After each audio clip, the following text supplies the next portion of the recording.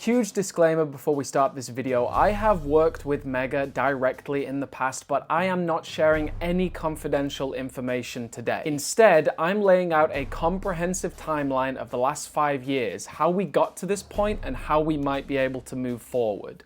Let's do this. So this might end up being one of my longest videos ever because there's so much to cover, and it's actually been kind of both nostalgic and quite emotional to go through the entire process, finding out exactly how we got to this point.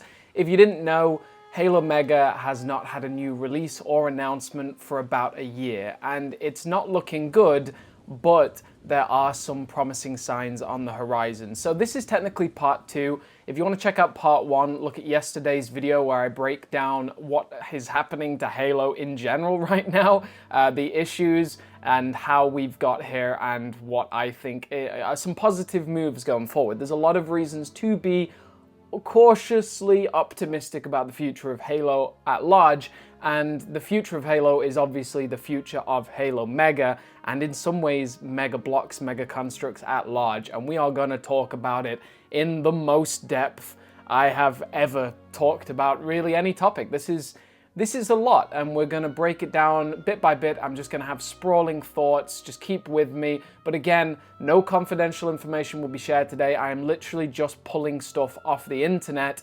Everything is readily available information. And before we get started, if you want some positive news, if you want something to get involved with and look forward to in this community, it's my Fall of Reach photo contest. This is running for the next 2.5 weeks, and if you win, you will become a real trading card distributed on my website, the domain Halo Marketplace. All you need to do is submit a photo by 90 centimeters by 65 centimeters in a JPEG or PNG format. It must be the Fall of Reach with minimum resolutions there and no borders, must use mega figures, and must be a new piece of art. Submissions in my Discord, which is always down below. You have 2 weeks to submit in the channel #Reach Photo Contest.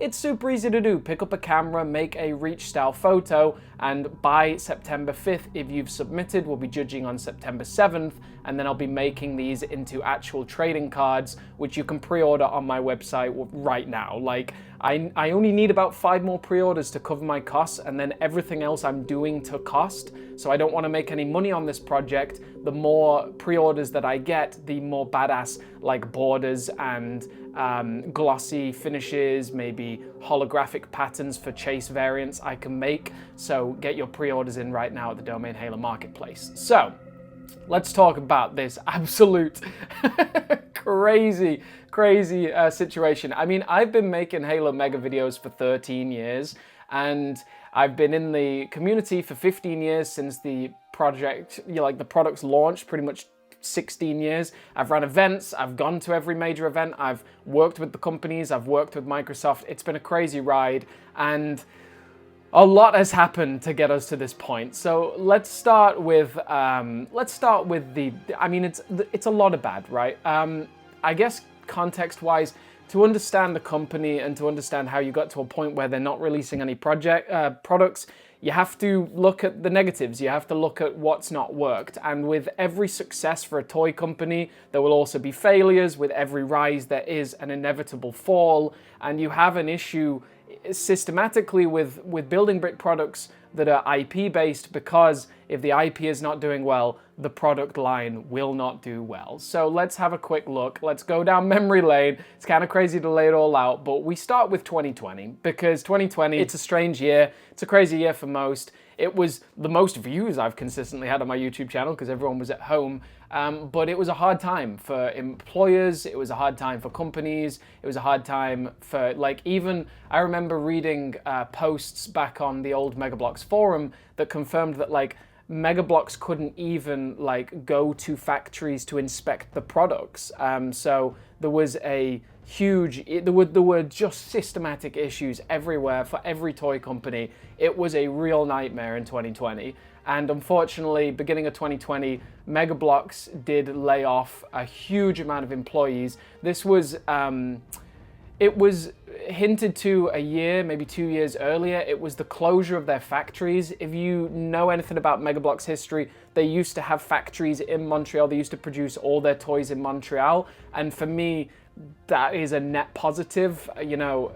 Despite different turmoil in the world, I do think that manufacturing should come back to home countries, to the companies that the companies lay in, if it is financially viable, because imagine just how much you lose when you can't just walk downstairs and check the factory production line. Like, products must take so much longer to produce because of the back and forth between different countries trying to do quality control. And in 2020, it was the final nail in the coffin of Mega Bloks shutting down their factories in Montreal and in Quebec. I think it was Quebec. And it was an unfortunate blow. It was something that I think, look at the history books. Like, almost every company moved away from producing in their own countries and moved abroad, whether it be India or China or Vietnam. And it has an effect. It has a ripple effect on so many things, which I could go into at length. So 2020 was a strange year, but there was hope on the horizon. Halo Infinite was launching. It had been 6 years since a mainline Halo game, and man, credit to Mega, they kept up with producing quality toys at a very low point in the interest levels for Halo. They had the wins of Halo Wars 2, they were producing incredible sets for Halo Wars 2, but they got to that point. You got to give them credit, like, they produced some insane toys up until that point under the logo Mega Bloks, which eventually turned into Mega Construx, and that was a massive rebrand. Mega Construx launched as a brand off of Mega Bloks in 2017. Their first license was Pokemon, and after that, Mega Construx was a strange sort of identity crisis for Mega Bloks.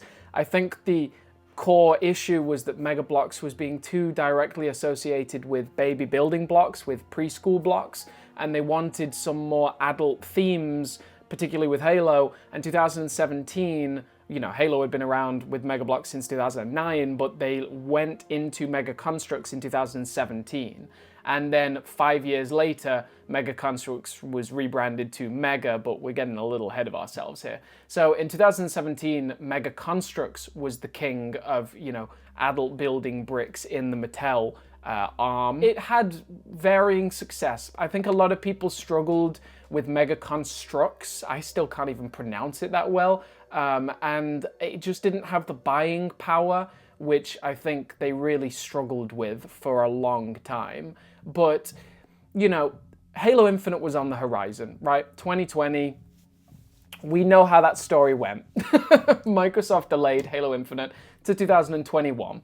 And I know we're going to go through like a lot of this history of like how we got here. I think it's going to be very informative and helpful for people to really understand the timeline. And after that, we're going to pivot to more positive of like what the future could hold, right? But like, this is going to take a while. Halo Infinite launched in 2021. And if you want to understand anything about marketing, you got to understand that a game being delayed by a year is so complicated when it comes to merchandise. Like, for example, Walmart had signed a exclusive licensing right for Halo Infinite, where they were going to have huge displays in all of Walmart, huge like displays on the middle of the aisles, these big cardboard cutouts. And when the game was delayed by a year, Walmart plans in advance, right? Like, companies plan in advance. So Walmart already had the next sort of collab IP that was going to be shown in 2021. So like, if Halo Infinite gets delayed by a year, Walmart can't hold off in like producing displays and like having Halo Infinite as the lead game. The same way with Monster Energy. It was meant to have a huge collab with Halo Infinite. We still got some of those DLC codes. They turned out to be really expensive online after a while. But Monster Energy, like a year later, they already had their next partnership, so they couldn't partner with Halo Infinite again. So it has ripple effects, and we don't know the insides of it, but I guarantee there were so many Halo Mega products that were either delayed or cancelled or had to be pulled away because not only were they launching in 2020, they also couldn't have spoilers for a game that was coming out in 2021. We had the Skiff Intercept, a Halo Mega set, right?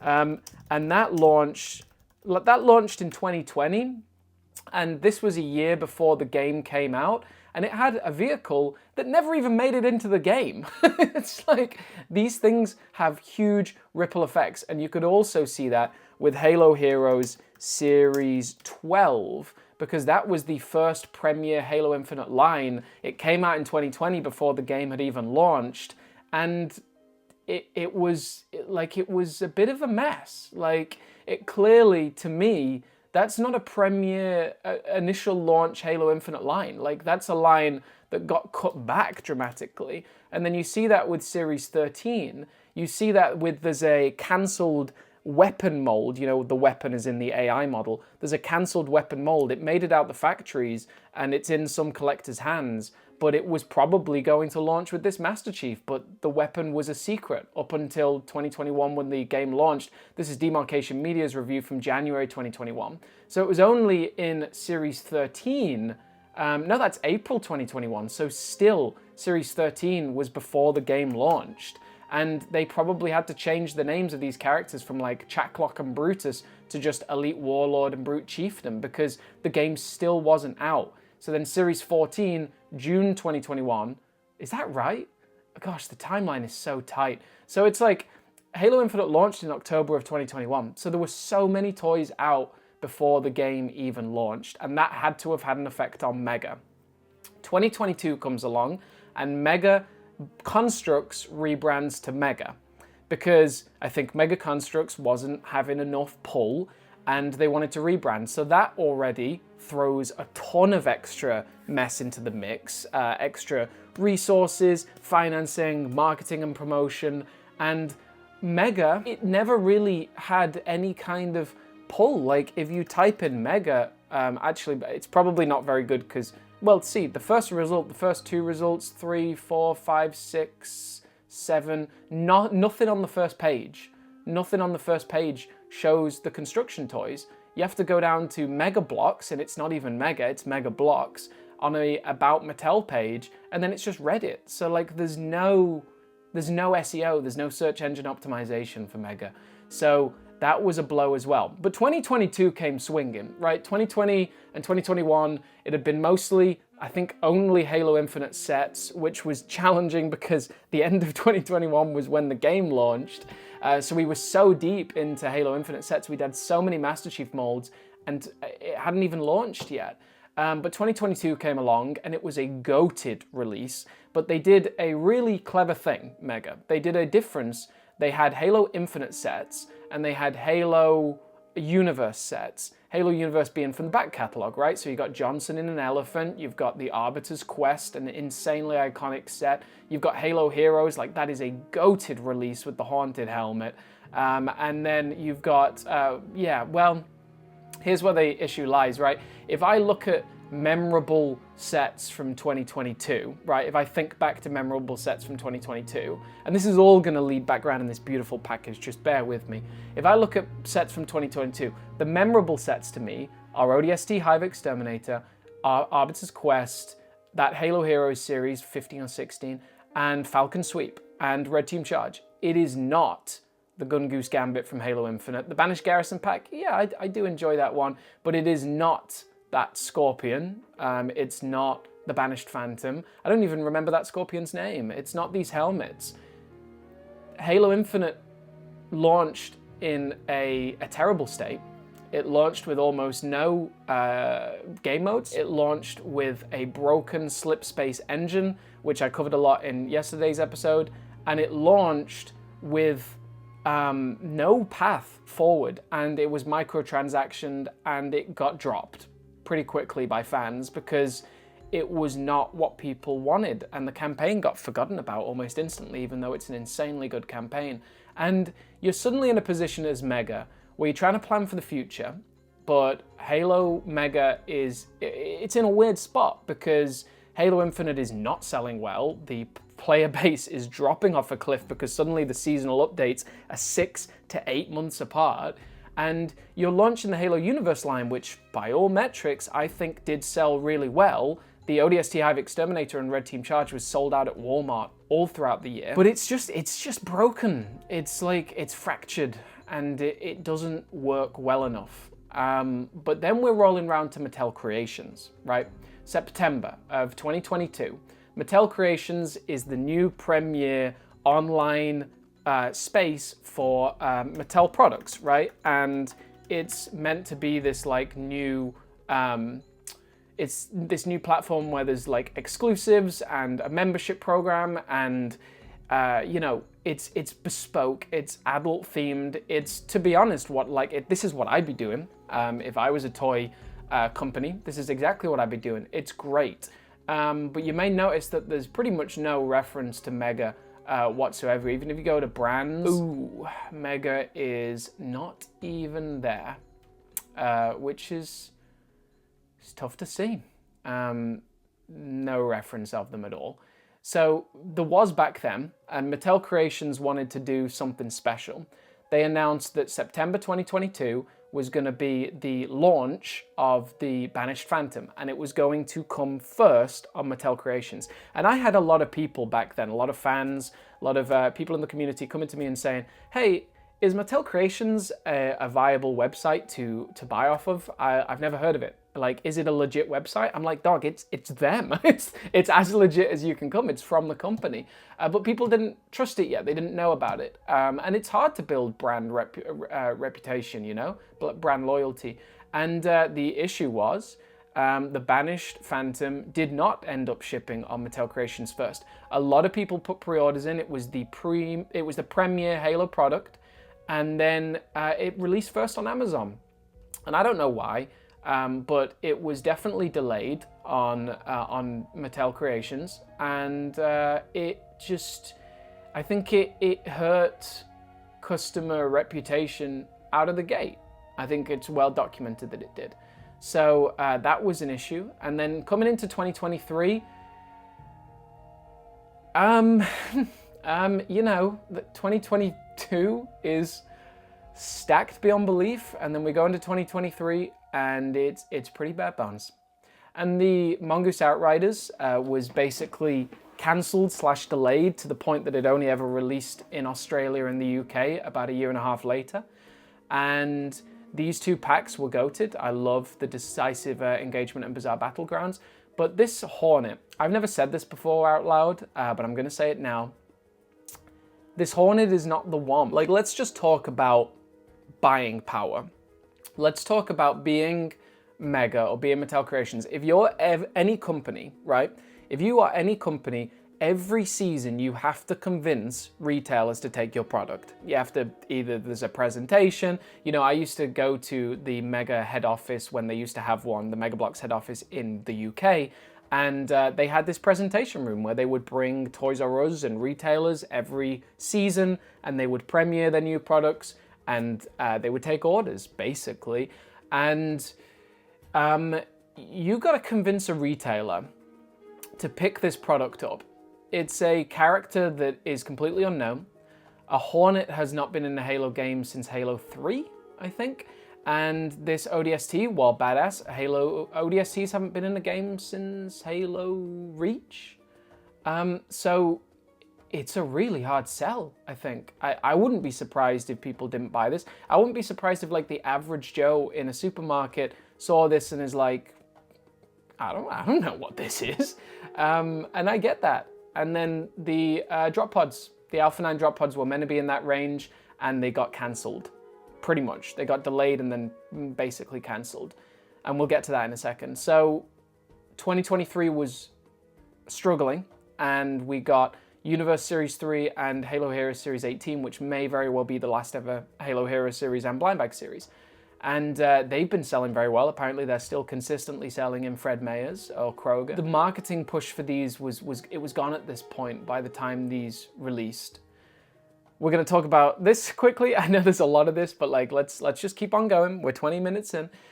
So this is the Multiplayer Mayhem. This launched as a Mattel Creations drop. It was meant to be there for 2 weeks, then it got extended for 2 weeks, and then it got extended for a year because the pre-orders just didn't sell out. And you can speculate on why that is. I think it's a phenomenal set. I think it is just absolutely gorgeous. It was 4 rounds of voting. It was some of the best engagement I'd had on videos, but for whatever reason, it didn't sell the quantities that it needed to sell. Then the Falcon Sweep launched in 2021, sold out really quickly, very underproduced, and then it returned for a 2023 re-release. Well, this says 2022, 2023. I think it was announced 2022, I don't know. It re-released on Mattel Creations and was botted and sold out immediately. And while it was good and it brought the price down from like $600 to about $300, it didn't really gain enough like positive favor back to the company because it sold out almost instantly and people were still left without it. So a lot of people got it, but a lot didn't. And you know, if I was Mattel Creations, I'd be producing this. Like, there's no tomorrow, but that is what it is. Right, page 2 of my slide.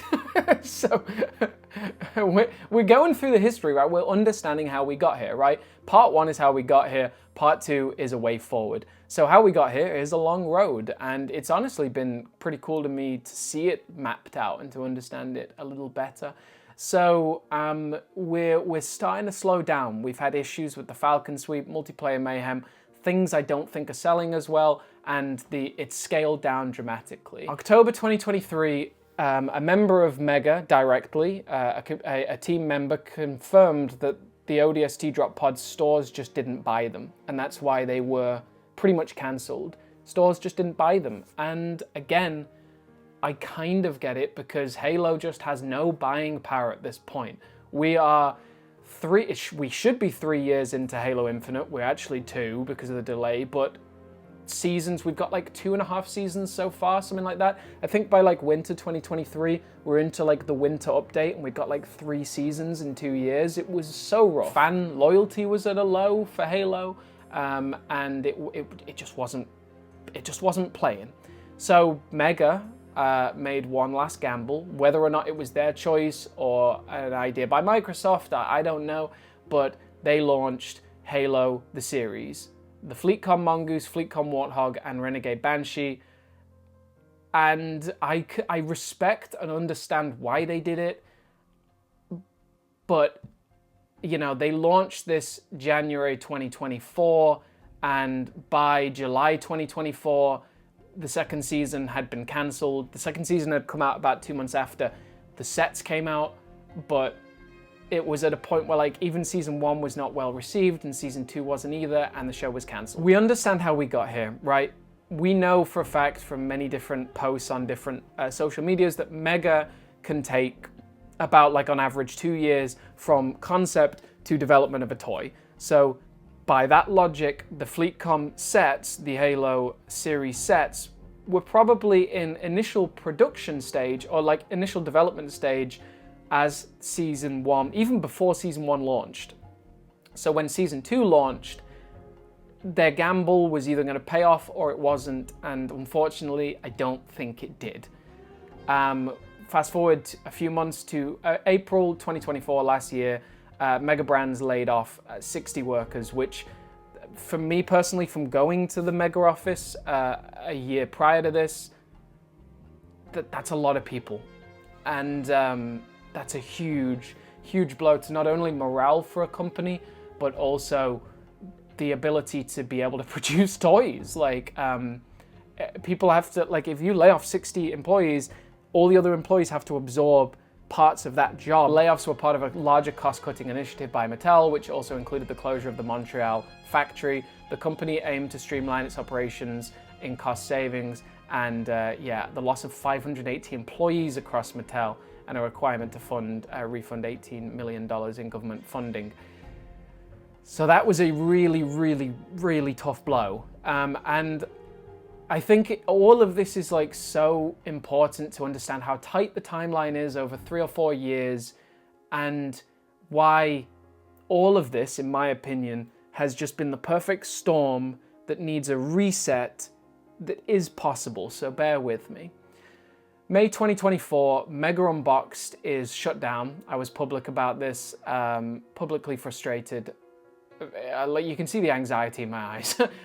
It was tough to deal with. That Mega Unboxed, the forum, had been deleted, and also there'd been no time to take any of the information. And as we're building the archive, all the information from Mega Unboxed we still can't get back. Yep, July the Paramount show was cancelled, and then July the megaconstrux.com website with the entire archive of Halo Mega products is purged from existence, deleted, which I am still bitter about. So we fast forward about 6 months, and the Halo 2 character pack came out. That was goated. It sold well. From all metrics that we can see, it was the best-selling building brick product on Amazon for at least a month. And January rolls around of this year, and Mattel Brick Shop launches, or at least is revealed. I get 2 quotes directly from the company. Mega will continue, Mega Bloks will continue, and the partnership between Mattel and Microsoft will continue. Microsoft being Halo. So, promising. We can... Here's where the pivot starts to happen, right? Because I think up until this point, and this is an emotional journey for me, but like up until this point, we're talking about how we go from Mega Construx being a big dog, releasing dozens and dozens and dozens of Halo products a year, to the decline of Halo as a brand and as a buying power, the decline of the TV show, and the decline of many different toys under Mattel Creations, under Mega, and sort of all the, I don't want to say mistakes, because I think a lot of these were completely out of Mega's control. Like, I think these products not selling well is totally out of Mega's control. They're some of the best Halo Mega products that we've ever got, but they were for a TV show that got cancelled around the time they released. Like, you just can't write it. It's so unfortunate. The last remnants of the Halo Mega line, as we currently know it, were the Arctic Burn Wasp and the Halo 2 character pack. Now, I'm not being funny, if this truly did end up being the last ever Halo Mega product, good lord, they went out on a high note. This is basically the peak of Halo Mega. It's like their crowning glory, really. The Arctic Burn Wasp was more of a shame. I know that I don't talk about leaks on this channel, but if you know, you know, and the Arctic Burn Wasp was part of clearly a much bigger vision for a full wave of new Halo Infinite sets. But again, it's really hard to actually gain momentum on something that is, you know, based around an IP that just can't get its footing. The Halo 2 character pack for the Halo 2 anniversary made absolute sense, but this was clearly sort of, it's ironic that it was called the Arctic Burn Wasp, because it was kind of like a dying flame of that last bit of energy that sort of Microsoft had towards making Halo Infinite sets, it seems. They must have kept on planning and kept on building, hoping that by that point Halo Infinite would be in a better state with a much more active fan base. Here's where we have the opportunity to potentially turn around, because Mattel Brick Shop is clearly Mattel's big play. They're going at the toy market. They launched this on, they announced, or they launched on like, did they launch on like May 4th on Star Wars Day or something like that? Something crazy. But more layoffs in March, even more layoffs on Mattel. I think I've heard of several sources like Glassdoor that Mega wasn't very much affected by this, but it's more layoffs. And then March comes the announcement that Lego has acquired the Pokemon license, and in doing so, the Pokemon license has been lost by Mega. And that, in a lot of ways, to a lot of people, is the decisive blow. For me, in a weird sort of way, like when this happened, I was almost like more optimistic in some ways about the future of Halo Mega, because if Mega and Mattel have just lost their biggest brick IP, surely they're going to have to hold on tighter to the remaining ones. So Lego Pokemon Company, yeah, coming in 2026, Mattel Brick Shop confirming that as of the end of this year, Mega will no longer be supplying Pokemon. That, ladies and gentlemen, is the exhausting history of how we got to this point. Now let's talk about a way forward, because I believe, maybe naively, maybe a lot of hopium, I believe that there is a way forward. So we're going to talk about Halo first. Phil Spencer has all but confirmed that Halo is returning next year. They've confirmed that there's multiple projects that Halo Studios is actively working on, and Halo Studios, some sort of Halo, is coming to PlayStation very soon. Grunt API is a very trustworthy source. And yeah, apparently Halo is coming to PlayStation very soon. Gears of War there's no reason to believe that Halo isn't. The console wars are dead. And I've been talking about a lot yesterday, if Halo comes to PlayStation or even Nintendo Switch, overnight the fan base for Halo might triple, it might quadruple, because I have always been a fan of huge IPs at PlayStation like Ratchet and Clank or God of War, but I've never been able to play them. And if they came to Xbox, I'd play them day one. There are plans for the 25th anniversary next year. The 25th anniversary of Halo is next year, the same as Xbox, and there's big plans. I've heard from sources that there'll be some sort of convention next year.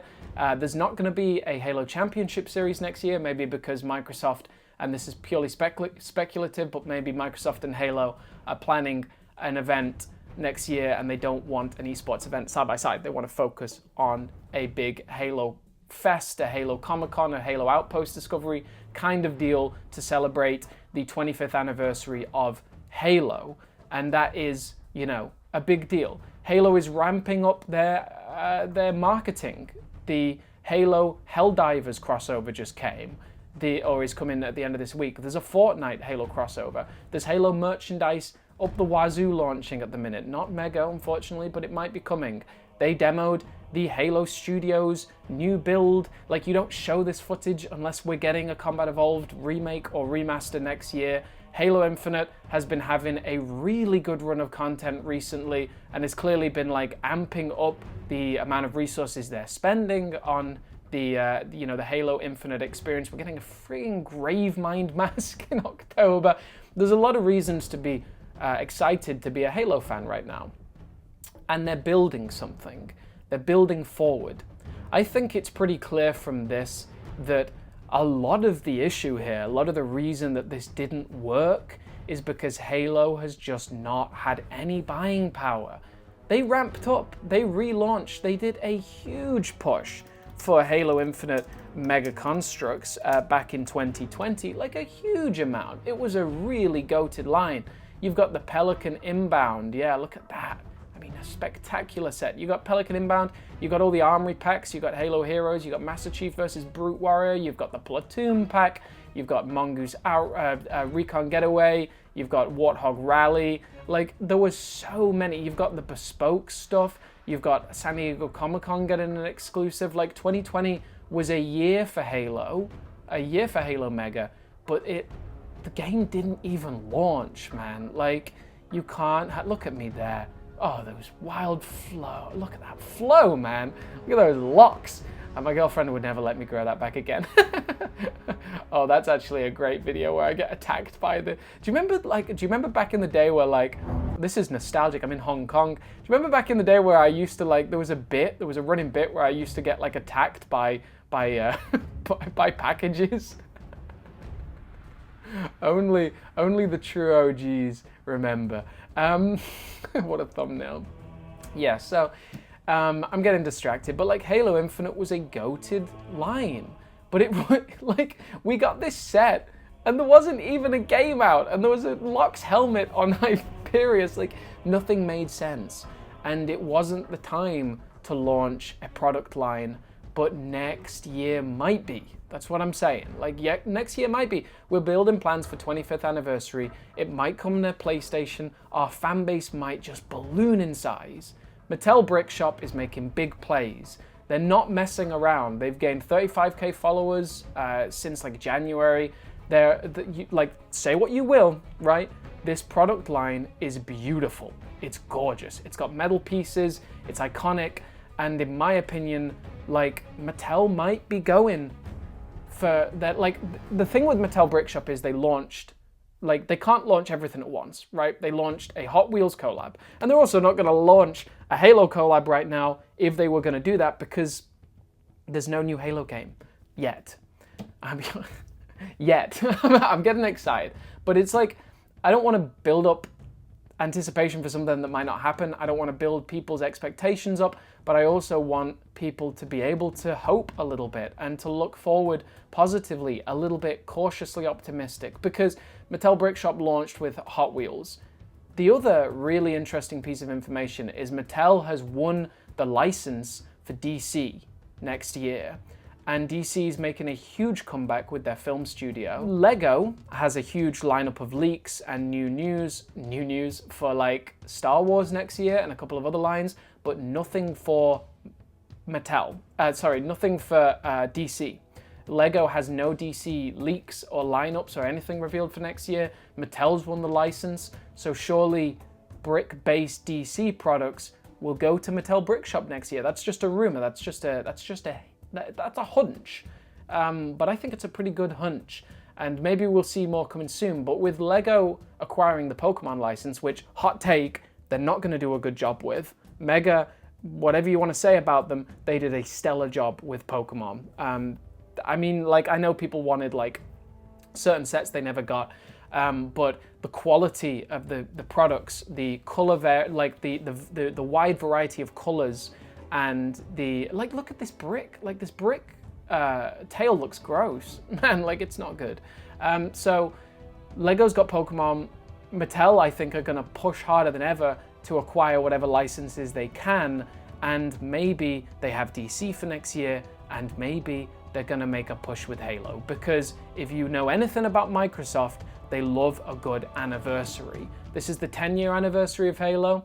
And we got all of this crazy stuff. These were releases for the 10-year anniversary. We also got a lot of other sets that were either released in that year and got the X10 Halo logo, or were released in the previous line and got rebranded, like the previous fall, and got rebranded with the X Halo logo. Things like the EVA's Last Stand, ODST, Assault, whatever. I've been going like 36 minutes without a break. I'm making mistakes now. ODST, Ambush, whatever. A lot of the sets released in the previous line and then got re-released. And then we have the 10-year anniversary of Mega was a huge lineup.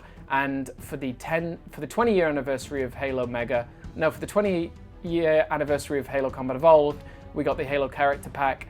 And then for the Halo 2 20th anniversary last year, we got the Halo 2 Character Pack. So Microsoft loves an anniversary, and they love to make money, and they love to push merchandise. So I think we can probably at one point cast a lot of this behind us as the perfect storm of a lot of things that were very, very much, in my opinion, out of Mega's control, and were just a huge amount of craziness worldwide that culminated in a product line that just couldn't make any motion and needs a refresh. And maybe it goes under Mega, or maybe it goes under Mattel Brickshop, and maybe, just maybe, we do have a hope for products coming out for the 25th anniversary of Halo next year. So I hope you enjoyed my presentation. If you enjoyed it, the best thing that you can do is enter my Fall of Reach photo competition. Create a Fall of Reach inspired photo, get inspired, get excited about Mega again,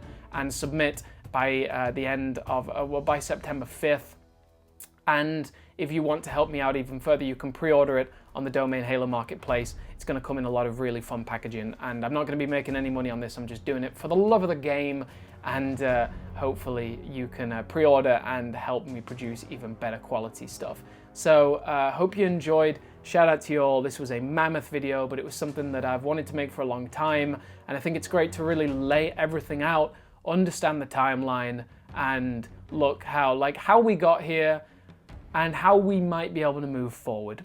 I'll see you next time. Subscribe. Signing off. As always, thanks so much for the support.